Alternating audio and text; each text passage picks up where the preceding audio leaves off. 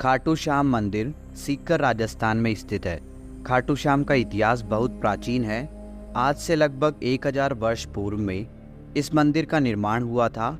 सीकर जिला मुख्यालय से 43 किलोमीटर दूर खाटू नामक गांव में बाबा खाटू श्याम का प्राचीन मंदिर है। इस मंदिर में भगवान श्री कृष्ण और बर्बरीक की पूजा होती है। खाटू श्याम में बर्बरीक का सिर है, जिसे बर्बरीक ने भगवान श्री कृष्ण के कहने पर दान कर दिया था। कलयुग में खाटू श्याम को श्री कृष्ण का अवतार माना जाता है।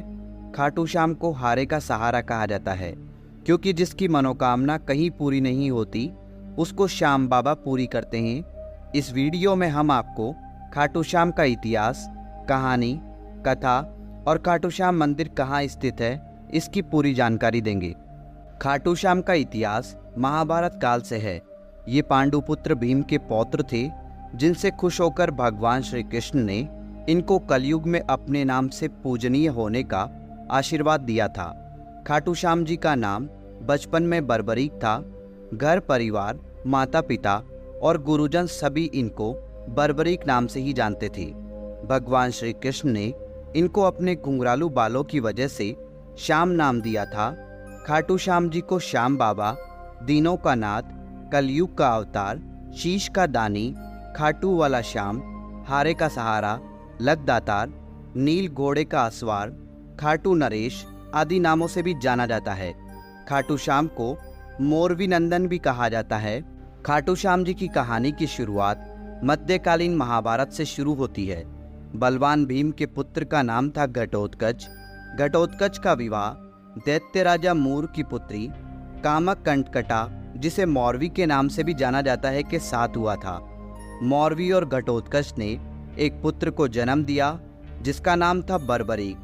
बचपन से ही बर्बरीक ने अपनी माता मौरवी और भगवान श्री कृष्ण से युद्ध कला सीखी। बर्बरीक ने भगवान शिव की तपस्या की, जिससे प्रसन्न होकर शिवजी ने उन्हें 3 बाण दिए। ये 3 बाण उनको तीनों लोकों में विजय दिलवा सकते थे। यह वरदान पाकर बर्बरीक बहुत खुश हुए।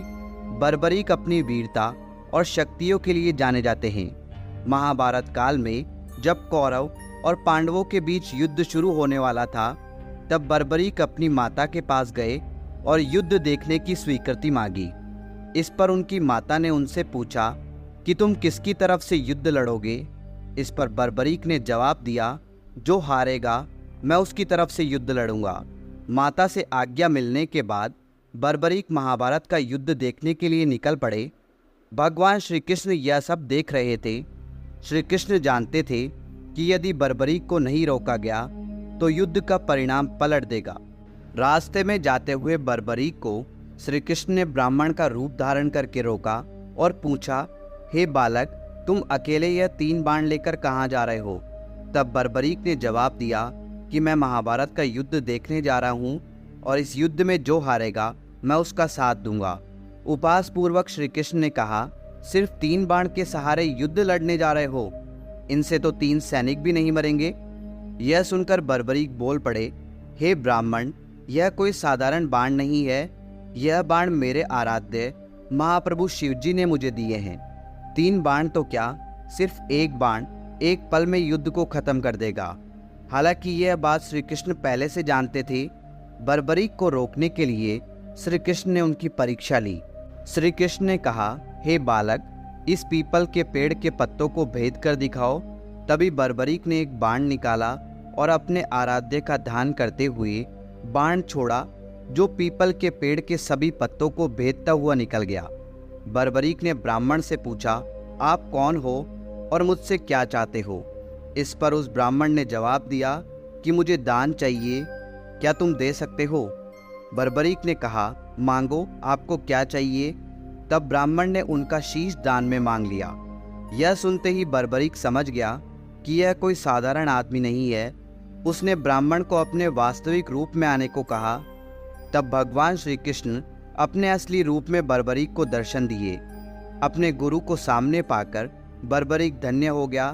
तब बर्बरीक ने रात भर भजन किया और दूसरे दिन फाल्गुन शुक्ल द्वादशी को स्नान करके अपने हाथों से बर्बरीक ने बिना देरी किए अपना शीश काटकर भगवान के चरणों में रख दिया। भगवान श्री कृष्ण ने शीश को एक ऊंचे स्थान पर रखा ताकि बर्बरीक महाभारत का युद्ध देख सके। बर्बरीक की दानवीरता से खुश होकर श्री कृष्ण ने उन्हें अपना नाम श्याम उपहार स्वरूप भेंट किया। साथ ही आशीर्वाद भी दिया कि आने वाले युग में तुम मेरे नाम से पूजे जाओगे। जब भी कोई हारा और टूटा हुआ भक्त तुम्हारे पास आएगा, तुम्हारी पूजा से उसके सब काम पूर्ण होंगे। श्री कृष्ण ने बर्बरीक के सिर को एक ऊंचे स्थान पर रख दिया।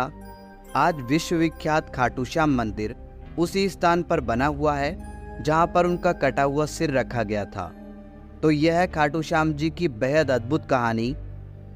खाटू श्याम का महत्व कलयुग के साथ साथ बढ़ेगा, क्योंकि भगवान श्री कृष्ण ने इनको आशीर्वाद दिया था कि जैसे जैसे कलयुग बढ़ेगा तुम्हारा यश और लोगों की आस्था बढ़ेगी।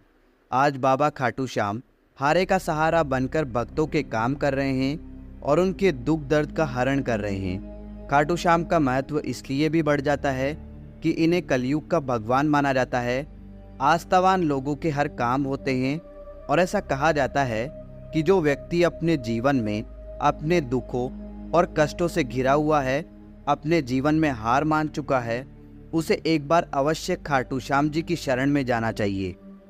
तो दोस्तों, उम्मीद करते हैं बाबा खाटू श्याम का इतिहास और खाटू श्याम जी की कहानी आपको बहुत पसंद आई होगी। कमेंट बॉक्स में खाटू श्याम धणी की जय लिखकर कमेंट जरूर करें। धन्यवाद दोस्तों।